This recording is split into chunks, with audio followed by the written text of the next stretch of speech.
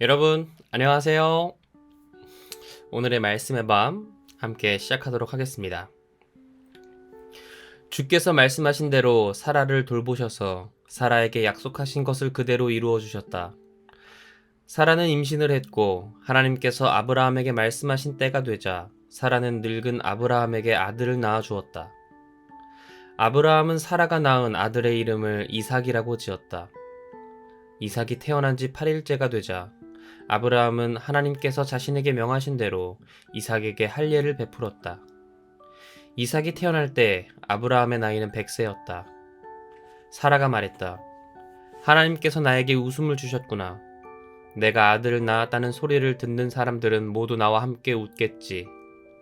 사라가 자식에게 젖을 빨리게 될 것이라고 누군들 아브라함에게 말할 수 있었으랴. 하지만 아브라함이 그토록 늙은 나이인데도 나는 그이의 아들을 낳게 되었구나. 아이가 자라 젖될 때가 되었다. 이삭이 젖되던 날 아브라함은 큰 잔치를 베풀었다. 그런데 사라가 보니 이집트 여인 하갈이 낳은 이스마엘이 자기 아들 이삭을 놀리고 있었다. 사라가 아브라함에게 말했다. 저 계집종과 그 아들 녀석을 쫓아버리세요. 내 아들 이삭이 차지해야 할 유산을 그 계집종의 자식과 나누어 가지게 할 수는 없어요. 그 말에 아브라함은 무척 괴로웠다. 아브라함에게는 하갈이 낳은 아들도 자기 자식이기 때문이었다. 하나님께서 아브라함에게 말씀하셨다. 아브라함아, 저 아이와 여종 하갈 때문에 괴로워하지 말라. 이삭에게서 태어나는 자식이 너의 씨가 될 것이니 너는 사라가 내게 말한 대로 하여라. 그러나 하갈이 낳은 아들도 너의 자식이니 내가 그 아들도 큰 나라를 이루게 할 것이다. 다음날 아침 아브라함은 먹을 것과 물이 든 가죽 부대를 하갈의 어깨에 메어주고는 아들 이스마엘과 함께 집을 떠나게 했다. 아들과 함께 길을 떠난 하갈은 브엘세바 광야를 헤매고 다녔다. 가죽 부대에 들어있던 물이 다 떨어지자 하갈은 덤불 밑에 자식을 놓아두고는 자신은 화살이 날아가는 거리만큼 혼자 떨어져 주저앉아 목 놓아 울면서 말했다. 아이가 죽어가는 꼴을 차마 볼 수가 없구나. 하나님께서 그 아이의 우는 소리를 들으셨다. 하나님의 천사가 하늘에서 하갈을 불러 말했다. 하갈아, 무슨 일이냐? 두려워하지 말라. 하나님께서 내 자식이 우는 소리를 들으셨다. 너는 어서 일어나 이스마엘을 일으켜 세우고 그 아이를 다독여 주어라. 내가 내 아들의 후손들로 큰 나라를 이루게 하겠다. 하나님께서 하갈의 눈을 열어주시니 샘이 하갈의 눈에 띄었다. 하갈은 달려가서 가죽 부대에 물을 가득 담아 가지고 돌아와 그 물을 이스마엘에게 먹였다. 이스마엘이 자랄 때 하나님께서 그 아이를 지켜주셨다. 이스마엘은 광야에서 살았고 자라서 활 쏘는 사람이 되었다. 이스마엘이 바란 광야에서 살 때였다. 그의 어머니 하갈이 이집트 여인을 데려와 이스마엘에게 아내로 맡게 했다. 아비멜렉이 그의 군대 사령관 비골과 함께 아브라함을 찾아와 말했다. 하나님께서 그대가 하는 일마다 함께 하시는구려. 자, 이제 그대는 하나님 앞에서 나에게 맹세하시오. 나와 내 아들과 내 후손들에게 거짓된 행동을 하지 않겠노라고 말이오. 내가 지금껏 그대에게 잘해주었으니 그대도 나에게 잘해주었으면 하오. 또 그대가 묵고 있는 이 지방 사람에게도 잘해주면 좋겠소. 아브라함이 대답했다. 좋소, 맹세하겠소. 그러면서 아브라함은 이전에 아비멜렉의 종들이 자신의 우물을 빼앗아 차지한 일에 대하여 아비멜렉에게 항의했다. 아비멜렉이 말했다. 누가 그런 짓을 했는지 나는 알지 못하오. 그대도 그런 일이 있었다는 것을 나에게 말한 적이 없고 나도 지금까지 그런 사실을 듣지 못했소. 아브라함은 양과 소를 끌고 와 아비멜렉에게 주었다. 그리고 두 사람은 서로 언약을 맺었다. 아브라함이 자기 양떼 가운데 새끼 암양 7마리를 따로 떼어놓자 아비멜렉이 아브라함에게 물었다. 어쩐 일로 그대는 새끼 암양 7마리를 따로 떼어놓는 거요? 아브라함이 대답했다.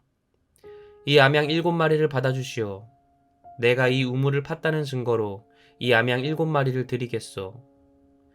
그 두 사람이 그곳에서 맹세를 하였으므로 아브라함은 그곳을 브엘세바라고 불렀다. 브엘세바에서 언약을 맺은 후 아비멜렉과 그의 군대 사령관 비골은 블레셋 사람들이 사는 땅으로 돌아갔다. 아브라함은 브엘세바에 에셀나무를 심고 거기에서 영원히 살아계시는 주 하나님의 이름을 부르며 예배를 드렸다. 아브라함은 오랫동안 블레셋 사람들의 땅에서 살았다. 이런 일이 있은 후 하나님께서는 아브라함을 시험하시려고 그를 불러 말씀하셨다. 아브라함아. 아브라함이 대답했다. 예, 제가 여기 있습니다. 내가 끔찍이 아끼는 외아들 이삭을 데리고 모리아 땅으로 가라.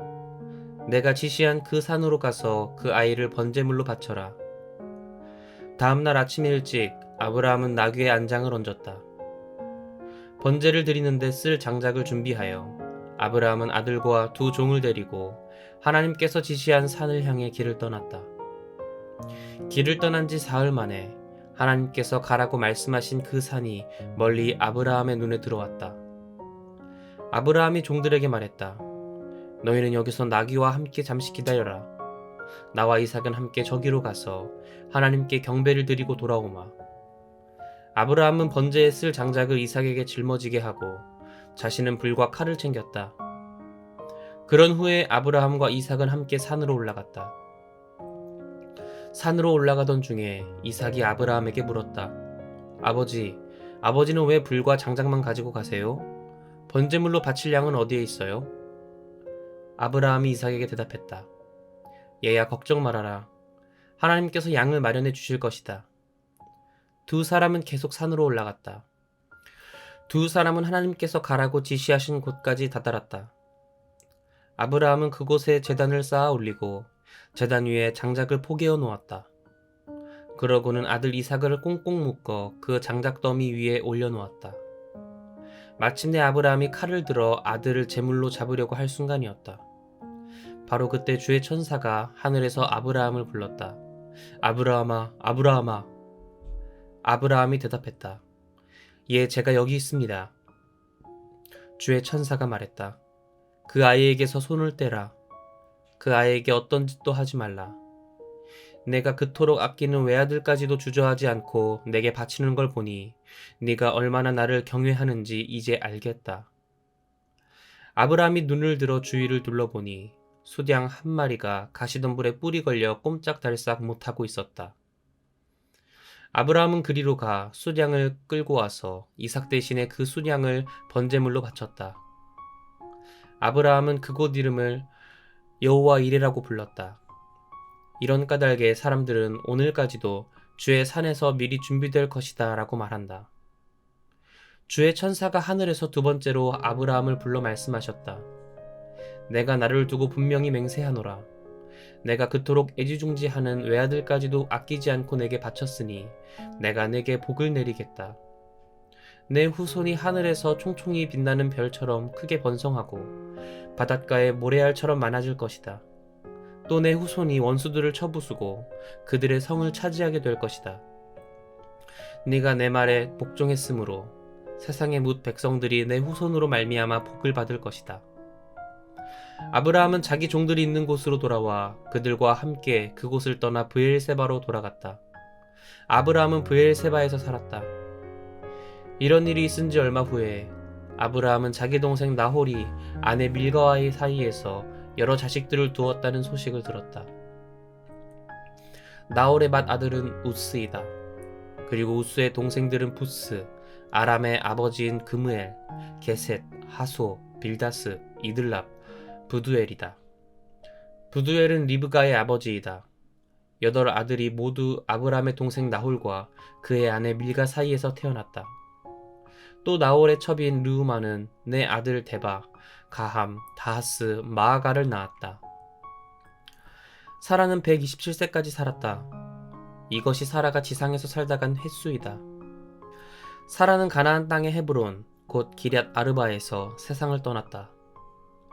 아브라함은 사라를 위하여 슬피 곡글하며 울었다. 아브라함은 아내의 시신 옆에서 울다가 나와 헷 사람들을 찾아가 말했다.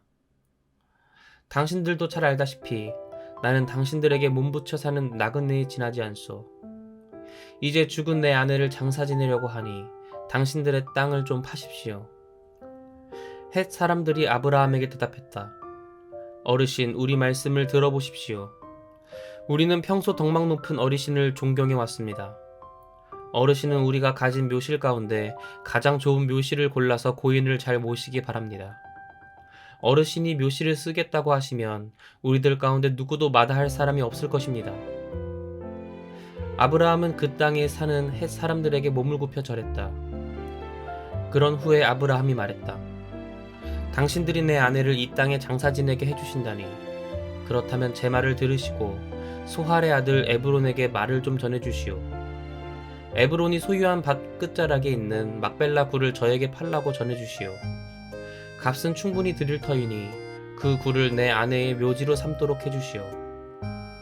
때마침 에브론도 헷 사람들 사이에 앉아 있었다. 그는 성문 부근에 나와 있는 헷 사람들이 듣는 가운데 아브라함에게 말했다. 어르신, 제 말을 들어보십시오. 제가 그 밭을 어르신께 그냥 드리겠습니다. 밭에 있는 그 굴도 함께 드리도록 하지요. 저는 이렇듯 우리 동족들이 모두 지켜보는 가운데 어르신께 그 밭을 드리도록 하겠습니다. 어르신은 그곳에 고인을 모시도록 하십시오. 아브라함은 그곳 주민들에게 허리 굽혀 절하고 모두가 듣는 자리에서 에브론에게 말했다. 그러시다면 내 말을 좀 들어주시오. 나는 아무래도 당신께 밭값을 드려야겠소. 당신이 밭값을 받아주셔야만 내가 그곳에 아내를 장사 지낼 수 있겠습니다. 에브론이 아브라함에게 대답했다.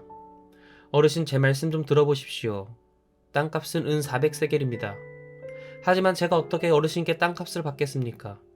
그러니 어르신은 그냥 그곳에 고인을 모시도록 하십시오. 아브라함은 에브론의 말을 듣고 헷 사람들이 다 보는 가운데 땅값으로 은 400세겔을 달아 에브론에게 주었다.